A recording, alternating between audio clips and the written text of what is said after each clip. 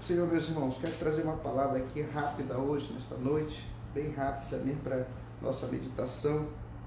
Se encontra em Apocalipse, capítulo 20, versículos 7 em diante, que diz: E acabando-se os 1000 anos, Satanás será solto da sua prisão, e sairá a enganar as nações que estão sobre os 4 cantos da terra, Gog e Magog, cujo número é como a areia do mar, para as ajuntar em batalha. E subiram sobre a largura da terra e cercaram o arraial dos santos e a cidade amada. Mas desceu fogo do céu e os devorou, e o diabo que os enganava foi lançado no lago de fogo e enxofre, onde está a besta e o falso profeta, e de dia e de noite serão atormentados para todo sempre. E vi um grande trono branco e o que estava sentado sobre ele, de cuja presença fugiu a terra e o céu, e não se achou lugar para eles. E vi os mortos, grandes e pequenos, que estavam diante do trono, e abriram-se os livros, e abriu-se outro livro, que é o da vida.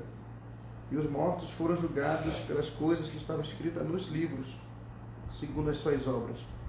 E deu o mar os mortos que nele havia, e a morte e o inferno deram os mortos que neles havia, e foram julgados cada um segundo as suas obras. E a morte e o inferno foram lançados no lago de fogo. Esta é a segunda morte. E aquele que não foi achado escrito no livro da vida foi lançado no lago de fogo. Vamos orar a Deus. Senhor Deus, Pai que está nos céus, mais uma vez estamos aqui pela Tua misericórdia, Senhor, para levar a Tua palavra àqueles que estão nesta noite atentos a ouvir aquilo que o Senhor tem para falar através da Tua palavra. Não a nós, mas ao Teu nome nós damos glória. E somos carentes, necessitados da Tua graça, da Tua misericórdia, Senhor, porque os dias são maus. Mas o Senhor é aquele que está ao nosso lado, como diz a Tua palavra, que não nos deixará nem nos desamparará.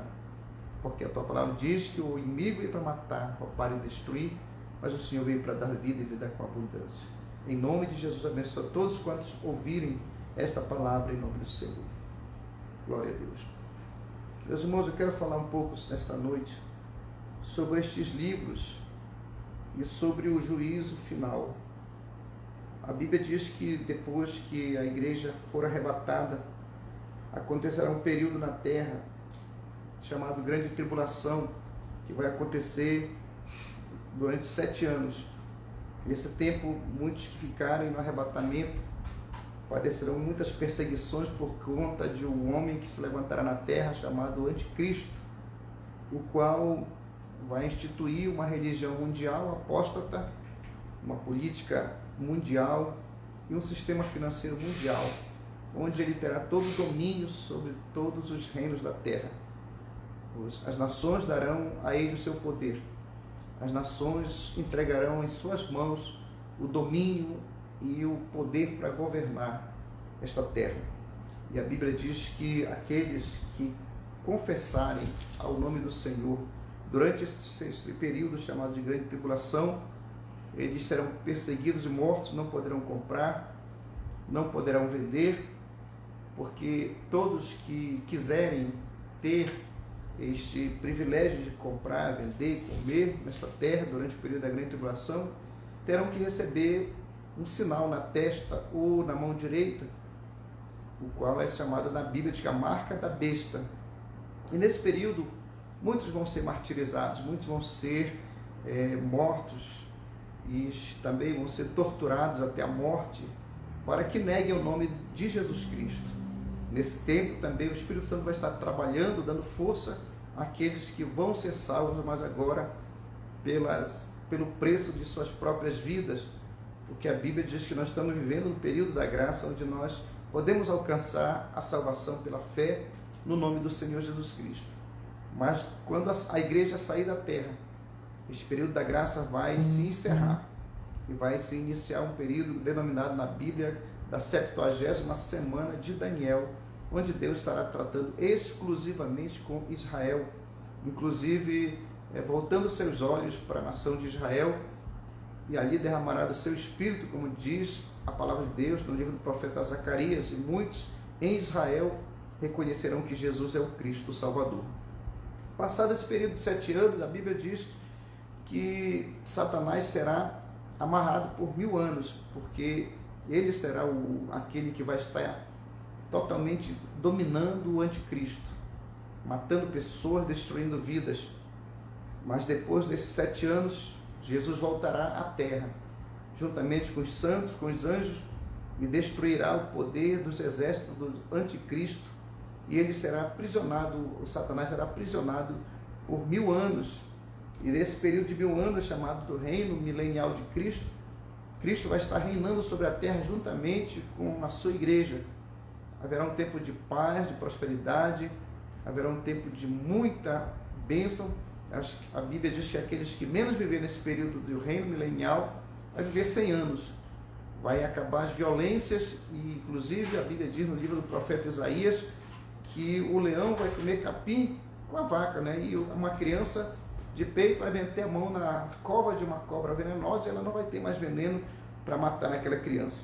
Isso tudo porque a terra estará sob o domínio de Cristo durante esses 1000 anos. Durante esses 1000 anos, muitas pessoas nascerão, a humanidade toda multiplicará novamente sob o domínio de Cristo, vivendo sob ali a graça do Senhor Jesus, dominando e cuidando de todos aqueles que nascerem nesse período. Multidões de pessoas vão multiplicar sobre a terra. E depois desse período de 1000 anos, Satanás novamente será solto para tentar aqueles que, durante o reinado milenial, não conheceram ali muitos pecados, não conheceram aquilo que o diabo fez no período em tempos passados.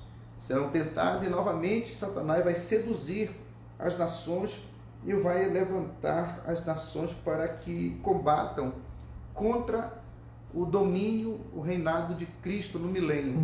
E a Bíblia diz então, meus irmãos, que aqueles que vão ser seduzidos e enganados por Satanás, está escrito aqui em Apocalipse, o número deles é como a areia do mar.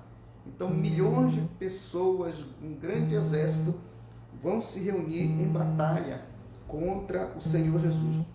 Diz a Bíblia que eles virão sobre a largura da terra. A largura da terra, fala aquela terra lá do Oriente Médio, a Palestina, vão cercar o arraial dos santos, que é Jerusalém, e a cidade amada. E a Bíblia diz que nesse momento vai descer fogo do céu. E o diabo que os enganava foi lançado no lago de fogo e enxofre, onde está a besta e o falso profeta. E de dia e de noite serão atormentados para todo sempre. Então, encerra-se o período milenial de Cristo, com o Satanás ali sendo lançado no lago de fogo, juntamente, que já tinha sido lançado antes, a besta e o falso profeta. O anticristo já estará no lago de fogo. E a Bíblia diz então que estabelece-se um outro período da história que Deus criou para a humanidade. É um período chamado o juízo do grande trono branco. Capítulo 20, versículo 11, diz assim: vi um grande trono branco. Ali é o grande julgamento, o juízo final, que é falado na Bíblia e temido por muitos. Nesse juízo final vão comparecer todos aqueles que desde o início da criação, desde o início da formação das comunidades do homem, não se submeteram às leis de Deus. Aqueles que não se dobraram diante da presença do Senhor Jesus Cristo, não se deixaram conduzir pelo Espírito Santo de Deus, aqueles que blasfemaram, aqueles que morreram nas idolatrias, aqueles que morreram sem ter confessado o nome de Jesus, que morreram nas práticas ocultistas e não quiseram abrir o coração para o Evangelho de Jesus Cristo. Aqueles que morreram nas prostituições, na mentira, no engano, aqueles que morreram e não também deixaram as suas práticas de feitiçarias e tantas coisas. Esses comparecerão, vão haver uma ressurreição novamente destas vidas e vão comparecer diante do juízo do grande trono branco. E a Bíblia diz que neste momento em que se estabeleceu o trono branco, o grande trono branco, Deus vai se sentar sobre esse trono e a Bíblia diz que a terra vai fugir e o céu diante da presença dele.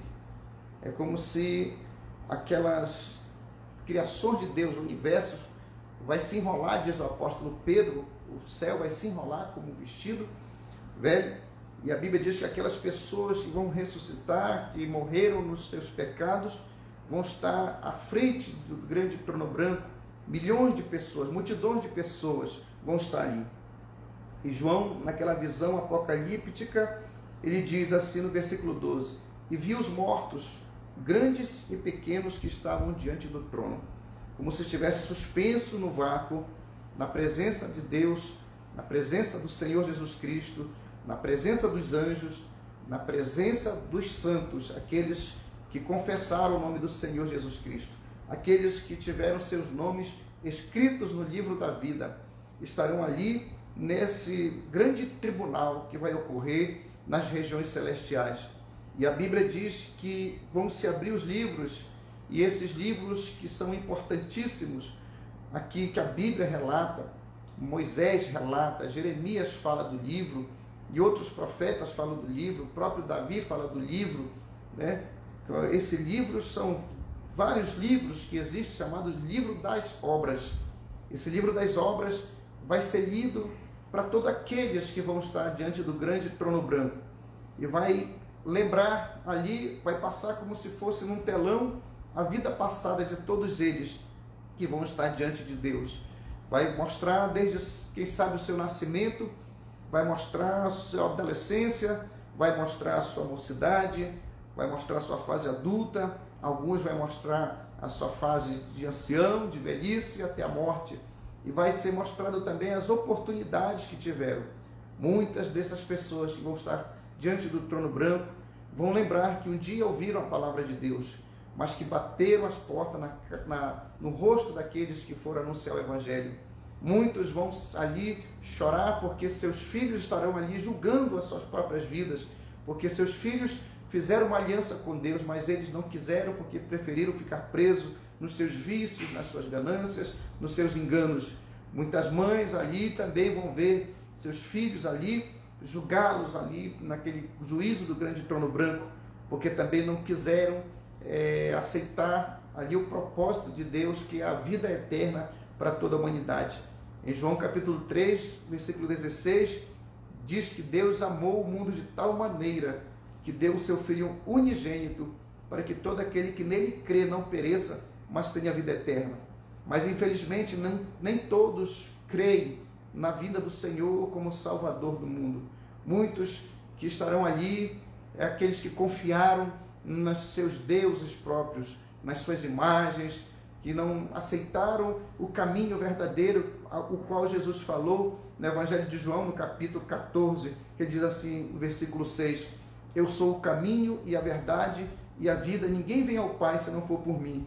Muitos que vão estar lá preferiram ir pelo engano, pela mentira, dizendo não, existem outros caminhos para que se leve a Deus, e não acreditaram naqueles que anunciaram, dizendo que o único caminho que leva ao Senhor Deus é o Jesus Cristo, como diz o apóstolo Paulo na sua carta a Timóteo, 1 Timóteo capítulo 2, versículo 5, ele diz, porquanto há um só Deus e um só mediador entre Deus e os homens, que é Cristo Jesus homem.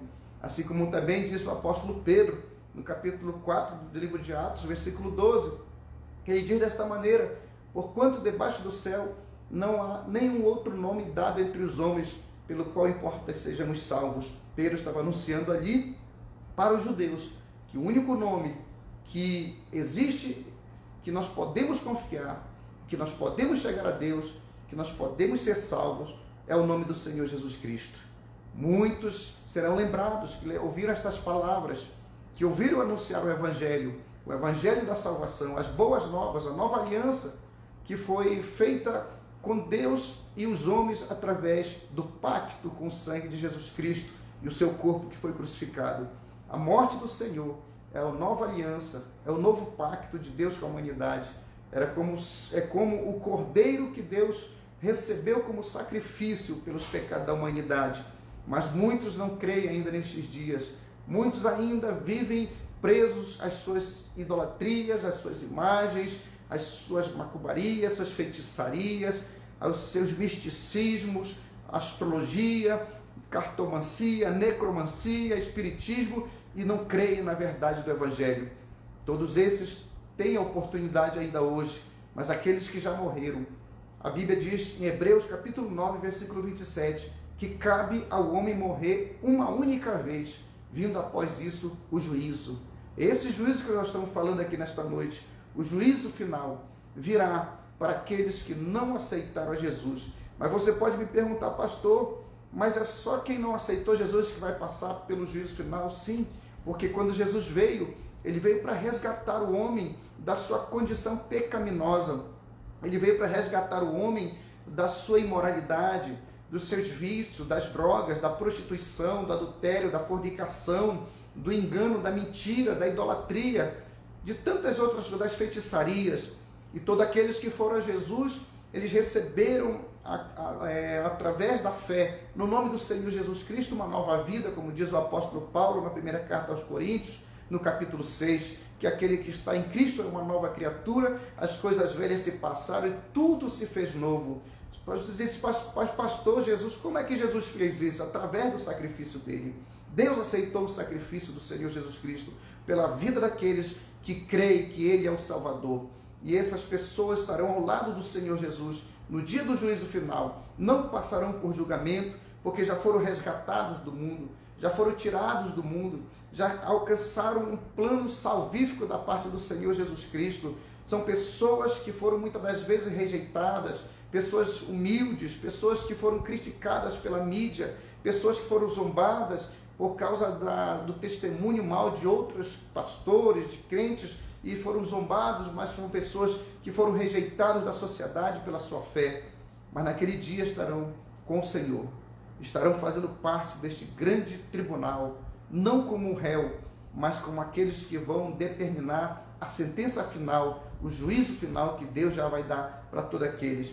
E a Bíblia diz que esses livros já está escrito, todas essas obras, são chamados livros das obras. Cada obra que foi feita ali naquela sua vida pecaminosa, cada coisa que foi feita que afrontou a santidade de Deus, que afrontou o Espírito Santo, que resistiu ao Espírito Santo de Deus, vai ser escrito. Muitos blasfemadores ali, muitos ali que eram considerados como sábios perante os homens e que rejeitaram a simplicidade do Evangelho, porque a Bíblia diz que o Evangelho, a palavra da cruz, é loucura para os que se perdem, mas para aqueles que são salvos é o poder de Deus. O Evangelho é o poder de Deus para a salvação de todo aquele que crê, como diz o apóstolo Paulo aos Romanos. Paulo, ele fala, eu não me envergonho do Evangelho, porque é o poder de Deus para a salvação de todo aquele que crê. E esta palavra que eu estou pregando nesta noite, estou pregando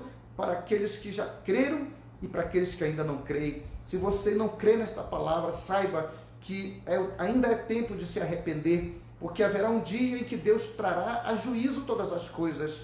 Vai trazer a juízo, vai trazer ali abertamente, através desses livros que está escrito, que os mortos, grandes e pequenos, que estavam diante do trono e abriram seus livros, e aqueles livros ali foram relatados todas as coisas que foram feitas através da sua vida. Quem sabe Deus está falando contigo nesta noite para que você abandone essa prática, abandone este pecado, abandone este tipo de coisas que prejudica a sua própria alma. Volte-se para Jesus nesta noite, volte-se para Deus, porque Deus, ele é amor, ele quer salvar a tua alma, ele quer libertar você do cativeiro espiritual que você se encontra. Talvez você diga assim, eu não preciso de Deus, eu já tenho tudo, tenho dinheiro, tenho bens, tenho posse, mas a Bíblia diz que adianta o homem ganhar o mundo inteiro e perder a sua salvação. Acredite nesta noite, a palavra que eu estou trazendo para a sua vida é uma palavra de salvação, uma palavra de libertação. Deus consegue preencher o vazio da tua alma. Quem sabe você tem muito dinheiro, tem muitas bênçãos materiais, mas não tem o principal, a paz que excede todo entendimento, porque a Bíblia diz que Deus derrama a paz nos nossos corações através do Espírito Santo que Ele enviou para estar com os crentes, com aqueles que creem na palavra de Deus. Esses livros estão escritos, todas as obras que os homens fizeram desde o início da fundação do mundo. Este livro trará ali muito desespero, porque verão e dirão diante de Deus: Senhor, mas por que eu não aproveitei a oportunidade? Como uma parábola que Jesus fala de um homem rico e de um homem pobre. O homem rico, ele não dá o nome, mas o homem pobre, ele diz que o nome dele é Lázaro. O homem rico vivia regaladamente, se vestia esplendidamente todos os dias da sua vida. Ele comia, bebia, se divertia. A Bíblia diz que existia também um homem pobre chamado Lázaro, que ficava à porta, um mendigo, e ali ficava esperando cair as migalhas da mesa do homem rico para que ele pudesse comer. E a Bíblia diz que este Lázaro era cheio de chagas, cheio de feridas, e vinham os cachorros e lambiam-lhes as chagas. E morreu Lázaro, e morreu também o rico. E a Bíblia diz que quando Lázaro morreu, ele foi levado para o seio de Abraão, que é uma figura na Bíblia que chama o seio de Abraão como se fosse o paraíso, como se fosse o céu. Foi levado Lázaro para o seio de Abraão, e o rico, daquela riqueza material, ficou tudo ali para quem sai para sua descendência. E lá o rico desceu para o abismo, para o inferno. E lá no abismo, lá no inferno, lá no poço do abismo, o rico olha para cima e vê Lázaro no seio de Abraão. E ele diz: Pai Abraão, manda que Lázaro molhe ao menos a ponta dos seus dedos e traga água para mim, porque este lugar está quente. O que é que eu quero dizer? Que aquele rico já estava sofrendo as primeiras consequências de não acreditar na palavra de Deus. Ele diz: manda que Lázaro traga água, porque estou com sede neste lugar de tormento. A Bíblia diz que é um lugar de tormento. As pessoas não têm sossego, é dia e noite passando tormento. E Abraão disse: não tem como, nós não podemos passar daqui para lá, nem você de lá para cá, porque há um grande abismo entre nós, uma grande distância entre aqueles que são salvos e aqueles que já estão perdidos para sempre. Porque a Bíblia diz que quando nós aceitamos a Jesus, e se nós morrermos nessa condição em Cristo, nós vamos subir para Deus. A Bíblia relata um fato bem assim, importante sobre a salvação. É os dois ladrões na cruz, ao lado do Senhor Jesus Cristo. A Bíblia diz que um dos ladrões blasfemava do Senhor Jesus, mas o outro até no princípio blasfemava, diz o Evangelho de Mateus, que os dois ali murmuravam contra Jesus e falavam impropérios. Mas depois foi passando o tempo, o dia, foi passando as horas daquela crucificação, um deles se arrependeu e repreendeu o outro ladrão, dizendo: tu nem mesmo temes a Deus, nós estamos aqui porque nós merecemos, porque nós fizemos o que era mal. E olhou para Jesus: mas este, que mal tem feito? Então ele faz um pedido, uma súplica ao Senhor Jesus, dizendo: Senhor, lembra-te de mim quando estiveres no teu reino. Jesus naquela mesma hora falou para ele, dizendo: hoje mesmo estarás comigo no paraíso. Aquele homem confessou pela fé que Jesus era aquele que trazia o resgate para as almas. E ele recebeu então a promessa de estar no paraíso. Assim foi com Lázaro, ele estava no paraíso, mas o rico que não quis, por causa da sua riqueza, por causa das suas vidas materiais, por causa dos seus divertimentos, por causa das luxúrias, por causa de tanta coisa, de pecado que ele praticava, ele não quis saber da palavra de Deus. E ele clama lá do inferno para Abraão: Pai Abraão, mas se Lázaro não pode passar, se eu não posso passar para aí, então envie alguém lá para os meus irmãos que ainda estão vivos, para que eles possam receber esta palavra, para que eles não venham para este lugar de tormento. E Abraão diz assim: também não tem como, lá eles têm Moisés e os profetas. O que Abraão estava dizendo, lá eles têm a palavra de Deus que está sendo anunciada pelos servos do Senhor Deus. Esta palavra que eu estou anunciando hoje, de que Jesus é o único caminho que conduz à vida. Jesus é o único caminho que conduz à salvação. Confesse o nome dele. Se você ainda não aceitou o propósito de Deus, o plano da salvação, confesse com a sua boca, dizendo: eu quero aceitar a Jesus como meu único e suficiente Salvador. Em Romanos capítulo 10, versículo 8, o apóstolo Paulo escreve desta maneira, dizendo: a palavra está junto de ti, da tua boca e no teu coração, isto é, a palavra da fé que pregamos, a saber que se com tua boca tu confessares ao Senhor Jesus Cristo e no teu coração creres que Deus o ressuscitou dentre os mortos, serás salvo.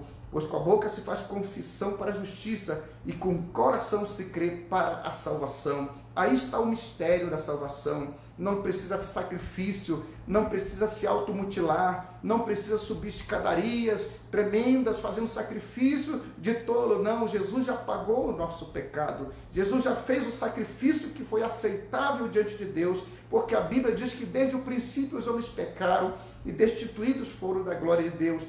Então era exigido pela justiça divina um sacrifício superior. E a carta aos Hebreus nos diz que este sacrifício foi Jesus que pagou por nós o sangue, a aliança. O sacrifício foi superior e Deus aceitou o sacrifício. Agora ele está sentado à direita de Deus, intercedendo pelos santos. No capítulo 17 do Evangelho de João, ele diz: eu não rogo por aqueles que estão no mundo, mas eu rogo por estes que ainda estão neste mundo, para que o Senhor os livre do mal. Jesus, ele intercede pelos santos. Você pode também fazer parte dessa grande família, e naquele dia os livros vão ser abertos, e ali vai estar as obras. E as obras daqueles que não eram crentes, depois viraram crentes, o que acontecerá? Não vai estar neste livro também? A Bíblia afirma que não, porque a partir do momento que nós aceitamos o plano de salvação de Deus, a salvação em Cristo Jesus, a Bíblia diz que o sangue de Jesus Cristo nos purifica de todo pecado. Todos os nossos pecados são lançados nas profundezas do mar, como diz a palavra de Deus. Todos aqueles que foram ao Senhor para ser salvo, os pecados cometidos antes na ignorância são apagados automaticamente e são limpos pelo poder do sangue de Jesus Cristo. As únicas coisas que vai constar em livro naquele dia é o nome dos salvos. Aí nós vamos falar do segundo livro. Abriram-se os livros e abriu-se outro livro, que é o da vida. E os mortos foram julgados pelas coisas que estavam escritas nos livros, segundo as suas obras, que nós já falamos. E deu o mar os mortos que nele havia. A morte e o inferno deram os mortos que neles havia e foram julgados, cada um segundo as suas obras. E a Bíblia é bem enfática que esse julgamento é apenas para sentença condenatória. É como se estivesse numa prisão preventiva depois que morre. Mas o julgamento final é a condenação do réu, é a separação completa e para sempre da presença de Deus. Aí a Bíblia diz que a morte e o inferno foram lançados no lago de fogo. Esta é a segunda morte. A segunda morte é a separação total de Deus. Já não haverá mais oportunidade. Os que já morreram sem Cristo já não têm mais oportunidade. Já morreram a primeira morte, a morte física, mas a segunda morte, a morte espiritual, a separação total de Deus. Deus vai chamar fulano de tal à sua presença.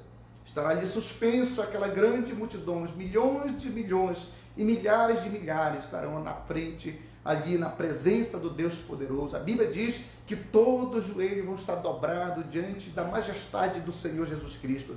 Como diz o apóstolo Paulo em Filipenses, todo joelho se dobrará e toda língua confessará então que Jesus Cristo é o Senhor. E será chamado o seu nome, e vão buscar o seu nome no livro, as obras que ele praticou, as obras que ele fez, as mortes que ele praticou, os abortos que foram feitos e não houve arrependimento, as vidas promíscuas, tudo vai estar escrito naqueles livros. E Deus vai dizer assim: procure o nome dele no livro da vida do Cordeiro. E vão procurar e não vão achar. Então Deus vai dizer fatalmente para aquela pessoa: condenado. E aquela pessoa olhará para baixo e verá ali um grande lago de fogo ardendo, onde estarão pessoas ali, o falso profeta, o anticristo, Satanás agonizando. E aquela pessoa descerá então para o abismo e de lá nunca mais sairá. Estará sendo atormentada para todo sempre, expulsa de uma vez por toda da presença de Deus. Mas eu tenho uma notícia para você. Diz aqui o versículo 15: aquele que não foi achado escrito no livro da vida foi lançado no lago de fogo. Só quem não foi achado escrito no livro da vida foi lançado no lago de fogo. Mas eu quero trazer uma notícia boa. Enquanto há vida, há esperança. Enquanto nós estamos vivos nessa terra, nós podemos ter o nosso nome escrito no livro da vida. Como é que eu vou fazer isso? Aceitando a Jesus como Salvador da sua alma, abandonando as práticas do pecado, lendo, buscando auxílio na palavra de Deus, orando para que o Espírito Santo te dê força para continuar a jornada, porque Jesus prometeu vir buscar a sua igreja. E todas as coisas que ele previu no Evangelho de Mateus, capítulo 24, já aconteceram. O único evento que está faltando acontecer é o soar da trombeta para vir buscar a sua igreja. E você está preparado? Fique de pé nesta hora. Se você ainda não é um crente e quer aceitar Jesus como Salvador, eu quero orar pela tua vida e pela tua casa, para que você possa ter o seu nome escrito no livro da vida. Aquele que não foi achado escrito no livro da vida foi lançado no lago de fogo. Mas a minha oração é para que você receba a palavra de Deus, se arrependa no seu coração, aceite a Jesus como Salvador e tenha o nome escrito no livro da vida e comece a viver uma vida nova em Cristo Jesus. Eu vou orar pela tua vida. Senhor, meu Deus, meu Pai que está nos céus, oro por aqueles que estão ouvindo esta palavra. Talvez muitos, meu Deus, até já fizeram uma aliança contigo, mas ainda não foram libertos de vícios, de cigarro, de bebida, de prostituição, de mentira, Senhor, do engano, Senhor, das idolatrias, meu Pai amado e santo. Mas eu quero rogar por esta alma, rogar por esta vida, para que o Senhor venha, meu Deus, ajudá-lo, que o Senhor venha perdoar os seus pecados, aqueles que ainda não são, meu Deus, crentes e que estão nesta noite entregando os seus corações ao Senhor, que o Senhor venha perdoar os seus pecados, venha escrever os seus nomes no livro da vida, que o Senhor venha, meu Deus, dar uma nova história, mudar a história, para que eles possam então, Senhor, herdar a salvação, como diz a tua palavra. Pai bendito e Pai celeste, é a nossa oração nesta noite, em nome de Jesus. Amém. Faça assim com a sua mão, a graça do Senhor Jesus Cristo, o amor de Deus nosso Pai e a comunhão do Espírito Santo seja com todos e todos dizem amém. Que Deus te abençoe em nome de Jesus. Amém.